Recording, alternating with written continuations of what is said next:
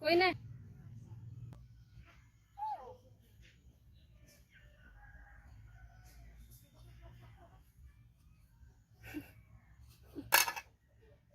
Quên không? No. Quên này.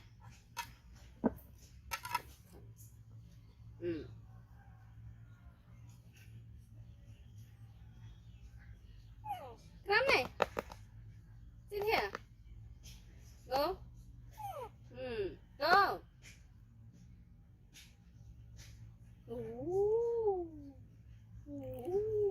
Ngam.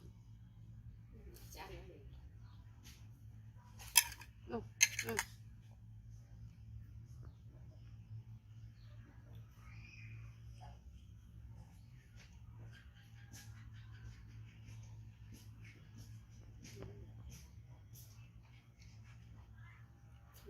Chút nước một chút. Bao nhiêu này?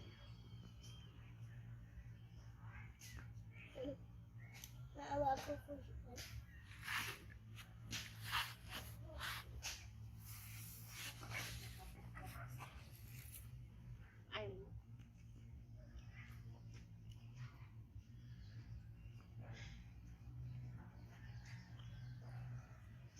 con chịu áo còn lão ấy.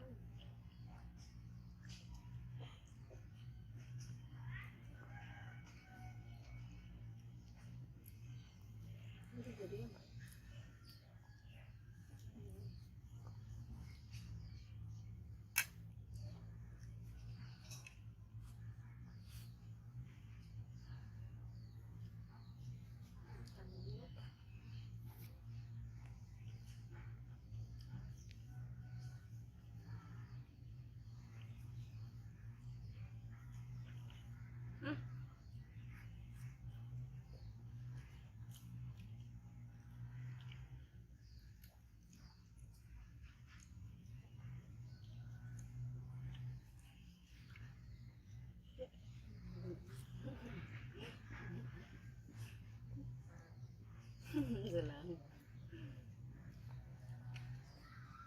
thấy nhanh chạy.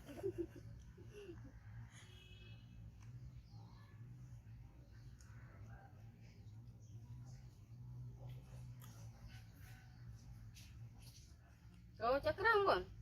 Cakram.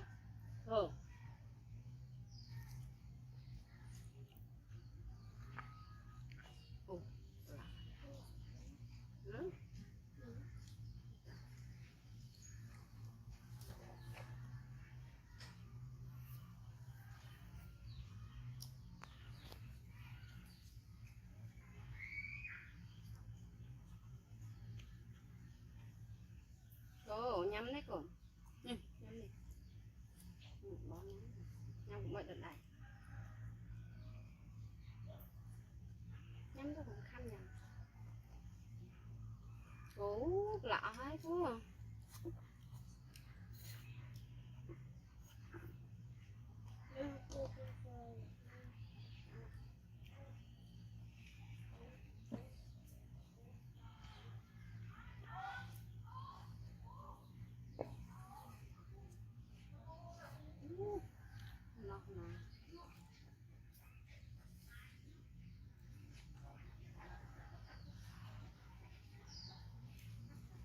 Lạ.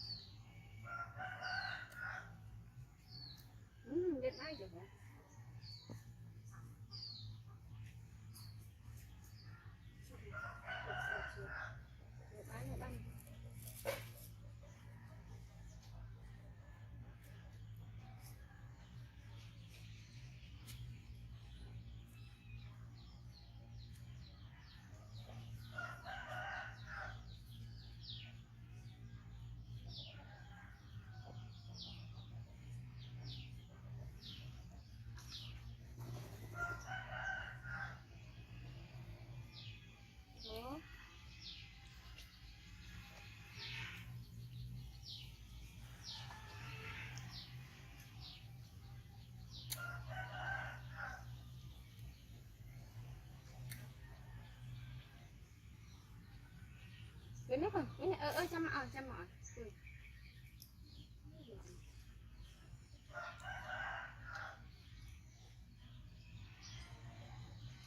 thôi sit down sit down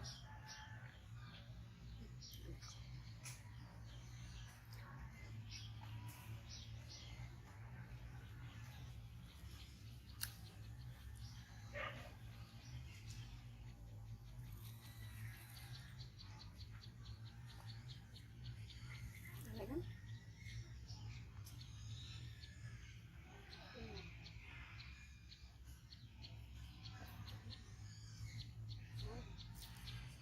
Rồi tôi nhắm tự rồi. Tôi nhắm tự. Tôi làm chuyện mặt tay.